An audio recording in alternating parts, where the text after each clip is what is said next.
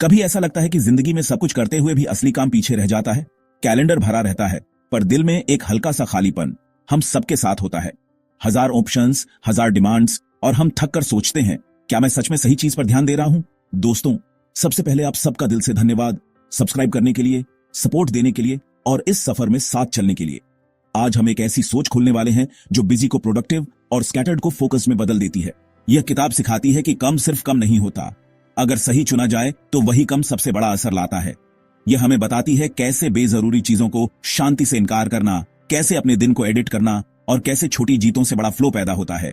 आप स्टूडेंट हो, एम्प्लॉय हो या एंटरप्रेन्योर, यह नजरिया आपकी एनर्जी और टाइम को सबसे जरूरी जगह इन्वेस्ट करना सिखाता है। और हाँ, इस सफर का गाइड कौन है? ग्रेग मैक्यून, जिन्होंने हमें एसेंशियलिज्म का रास्ता दिखाया। किताब का नाम essentialism, the disciplined pursuit of less. आओ मिलकर इस नजरिए को अपनी जिंदगी में उतारें। चैप्टर 1। एक दिन तुम अपना कैलेंडर देखते हो और समझते हो, मैं सब पर भाग रहा हूं, पर हासिल क्या? चैप्टर 1 बताता है कि एसेंशियलिस्ट बनना मतलब अपनी जिंदगी खुद डिजाइन करना। हर मौके को हां नहीं, पहले रुकना, सोचना, क्या यह वाकई जरूरी है? नॉन एसेंशियलिस्ट बिजी दिखना चाहता, एसेंशियलिस्ट असर लाता। वो डिस्ट्रैक्शंस को काटकर लेस बट बेटर चुनता है। स्टूडेंट हो या एम्प्लॉय, तुम प्रायोरिटी को साफ बनाते हो, फिर उस पर पूरी एनर्जी लगाते हो। जब तुम खुद चूज करते हो तो टाइम, फोकस और शांति वापस मिलती है, और यही एसेंशियलिज्म का पहला कदम है। चैप्टर 2। यह चैप्टर याद दिलाता है, चॉइस हमारा जन्मसिद्ध अधिकार है। अगर तुम खुद डिसाइड नहीं करोगे तो कोई और तुम्हारे लिए करेगा।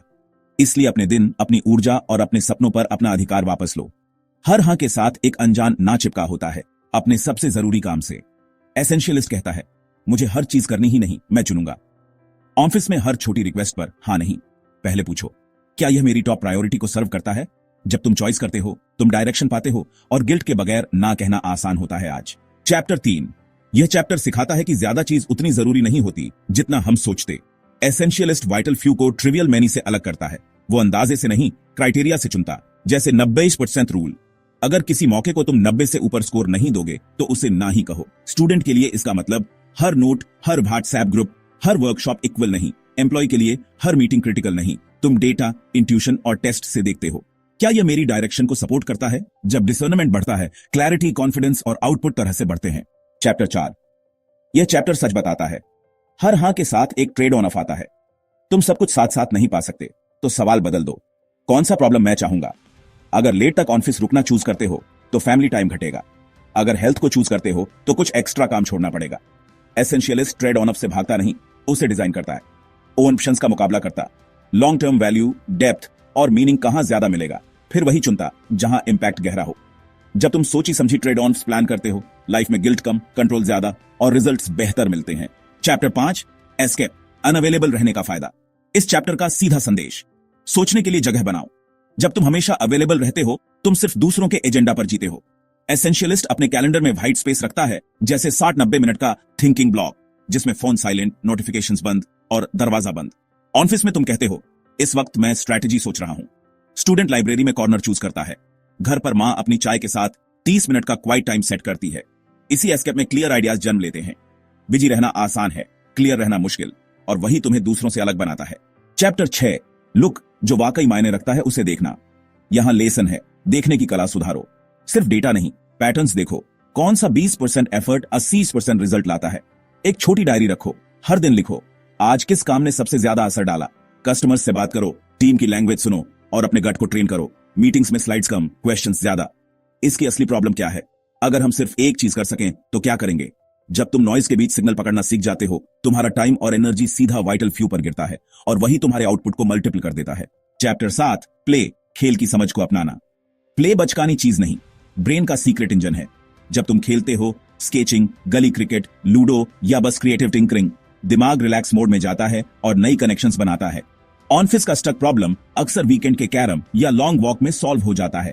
एसेंशियलिस्ट प्ले को वेस्ट नहीं समझता, वो शेड्यूल में छोटे फन पॉकेट्स बनाता है। 10 मिनट डूडल, 15 मिनट म्यूजिक या ब्रीफ गेम नाइट। इससे क्यूरियोसिटी जिंदा रहती है, स्ट्रेस का प्रेशर वॉल्व खुल जाता है और तुम रिटर्न्स लेते हो इनोवेटिव आइडियाज के रूप में। काम और का खेल का यह मेल ही जीनियस को जगाता है। Chapter 8। Sleep, protect the asset. सबसे बड़ा एसेट तुम हो। अगर तुम ही डाउन हो गए तो सब गिरता है। इसलिए नींद कोई लग्जरी नहीं, स्ट्रैटेजी है। नींद के साथ मेमोरी कंसोलिडेट होती है, फोकस तेज होता है, डिसीजंस बेटर होते हैं। ओनल नाइटर हेरोइक लगता है, पर कल की गलतियों का बीज वही होता है। एसेंशियलिस्ट अपनी बेड टाइम को मीटिंग की तरह रिस्पेक्ट करता है, लेट नाइट डूम स्क्रॉलिंग से नो और सुबह क्लियर माइंड से यस। छोटे स्लीप रिचुअल्स बनाओ, स्क्रीन कट ऑन, हल्का स्ट्रेच, ग्रेटिट्यूड नोट। जब तुम सोते हो तुम्हारी टीम तुम्हारा बेस्ट वर्जन पाती है और वही कंपाउंडिंग एडवांटेज देता है हर प्रोजेक्ट में। चैप्टर 9 सेलेक्ट एक्सट्रीम क्राइटेरिया की ताकत। यहां रूल सीधा है, if it's not a clear yes it's a no. Opportunities को 90% रूल पर स्कोर करो, अगर 90 से कम छोड़ो। क्यों? क्योंकि मेडियोकर हां सबसे कीमती चीज चुरा लेती है, तुम्हारा फोकस।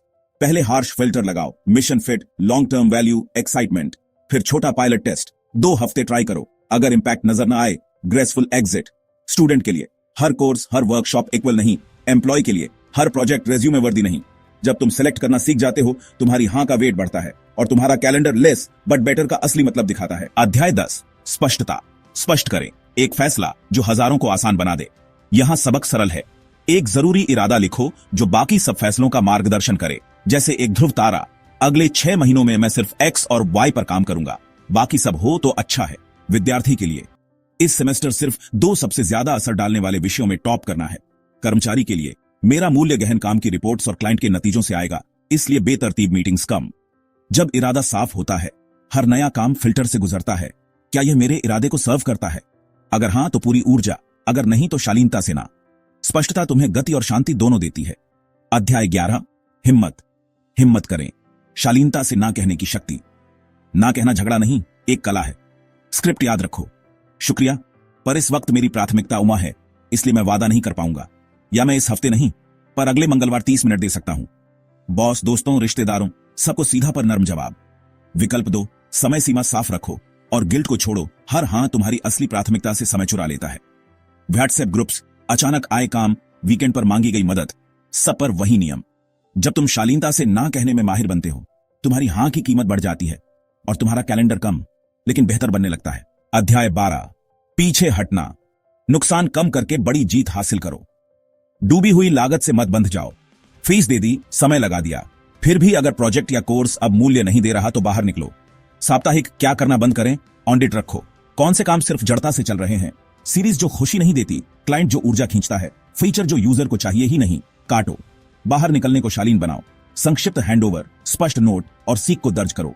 जो चीज तुम छोड़ते हो वही तुम्हें उन चीजों के लिए आजादी देती है जो वाकई मायने रखती है। नुकसान को स्वीकार करना भविष्य की बड़ी जीत लाता है, यही एसेंशियलिस्ट का साहस है। अध्याय 13 संपादन। संपादन अदृश्य कला। फिल्म एडिटर जैसे सोचो, बेहतरीन वर्जन निकलता है घटा घटा कर। अपनी प्रेजेंटेशन से अतिरिक्त स्लाइड्स हटाओ, ईमेल को 5 लाइनों में लाओ, प्रक्रिया से 3 बेजरूरी कदम काट दो। हर जगह कौन सी लाइन, कदम, फीचर हटाने से संदेश और तेज हो जाएगा। एबी करके देखो, छोटा किया हुआ वर्जन ज्यादा साफ लगता है। टीम के दस्तावेजों में हेडलाइंस, बुलेट्स और एक मुख्य ग्राफिक। प्रोडक्ट में न्यूनतम फीचर्स जो 80% मूल्य दें। संपादन की खूबसूरती यह है कि लोग बस स्पष्टता देखते हैं, मेहनत नहीं। जब तुम घटाते हो तुम सार को चमका देते हो और वही तुम्हारी पहचान बन जाता है। अध्याय 14 सीमा। सीमा सीमाएं तय करने की स्वतंत्रता। सीमाएं बंदिश नहीं, आजादी का ढांचा है। निश्चित घंटे, शाम 7 के बाद काम की कॉल्स नहीं। टाइम बॉक्सिंग, गहन काम के 2 ब्लॉक्स रोज, मीटिंग्स पर 25 मिनट की सीमा। डिजिटल हदबंदी, नोटिफिकेशंस बंद, ईमेल चेक सिर्फ 2 बार, कैलेंडर में नो मीटिंग वेडनेसडे। भौतिक रेखा, डेस्क पर बस वही टूल्स जो काम आते हैं। परिवार का नियम, डिनर के समय फोन अलग। लोग शुरू में नाराज हो सकते हैं पर तुम निरंतरता से सम्मान अर्जित करते हो।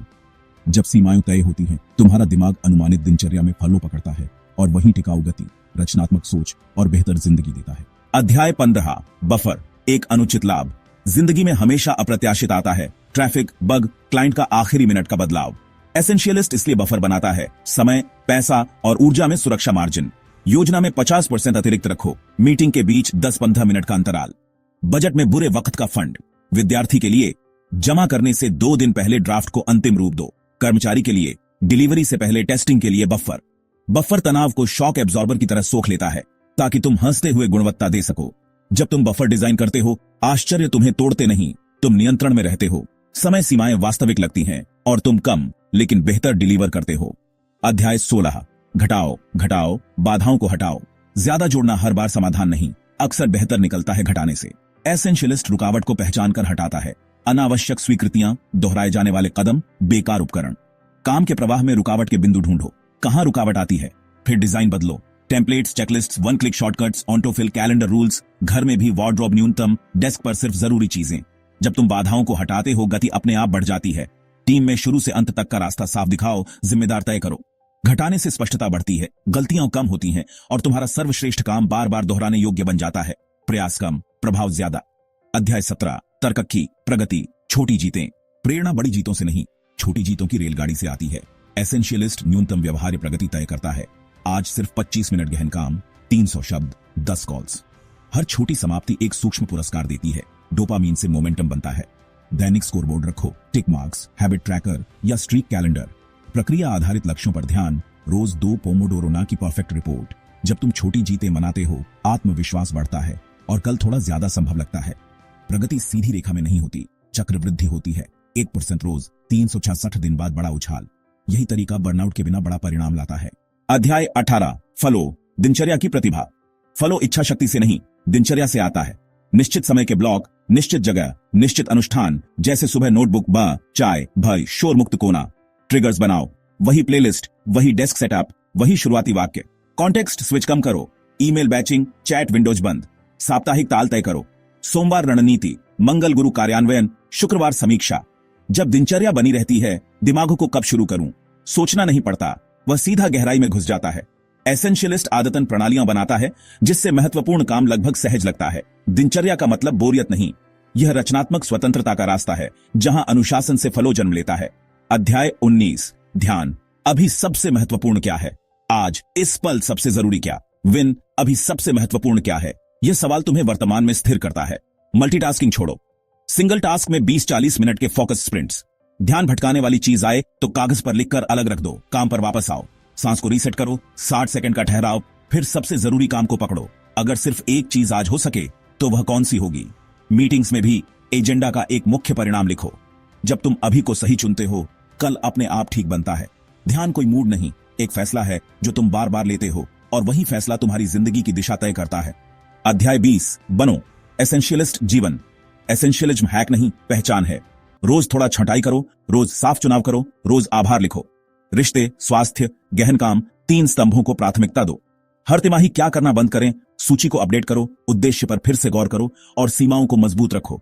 जब तुम कम लेकिन बेटर को जीने लगते हो, तुम्हारी शांति बढ़ती है, काम सार्थक होता है और लोग तुम्हारी हां को महत्व देते हैं।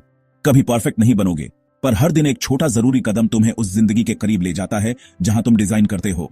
जिंदगी हुक्म नहीं चलाती, बस इतना याद रखो, चुनो, काटो और बनाओ।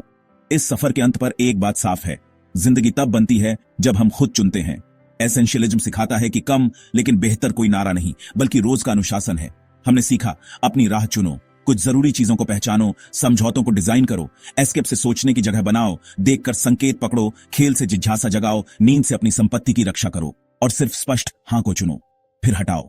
एक ध्रुव तारा स्पष्ट करो, शालीनता से ना बोलो, डूबी हुई लागत से पीछे हटकर आगे बढ़ो, संपादन करके संदेश तेज करो, सीमाएं तय करके आजादी पाओ। कार्यान्वयन में बफर रखो, बाधाएं घटाओ, छोटी जीतों से गति बनाओ, दिनचर्या से फलो लाओ और हर पल पूछो, विन, अभी सबसे महत्वपूर्ण क्या है? अब बारी है जीने की। कम चीजें, गहरा असर, ज्यादा शांति। आज एक छोटा कदम चुनो, कल उसे दोहराओ, चक्रवृद्धि का जादू तुम्हारे साथ होगा।